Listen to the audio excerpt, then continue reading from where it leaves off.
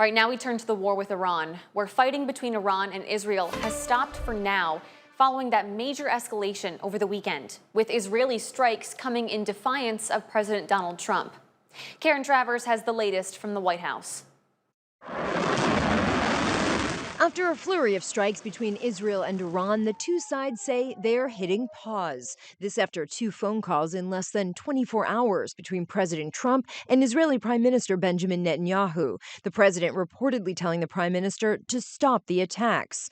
Netanyahu says his country will hold off on striking Iran, quote, for now. Netanyahu warns Israel will respond forcefully if Iran attacks again, adding the struggle with Iran is not over yet. Iran also announcing earlier today it would stop striking Israel, while also threatening to carry out a more severe response if Israel continues striking southern Lebanon.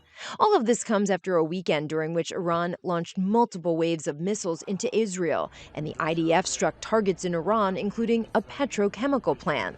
The Houthis, the Iranian-backed group in Yemen, also firing 2 ballistic missiles, according to an Israeli military source.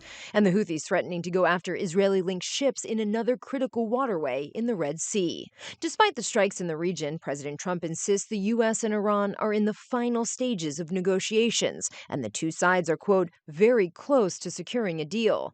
But the Strait of Hormuz remains closed, and it's not clear if the U.S. and Iran have worked out the complicated issue of Iran's highly enriched uranium.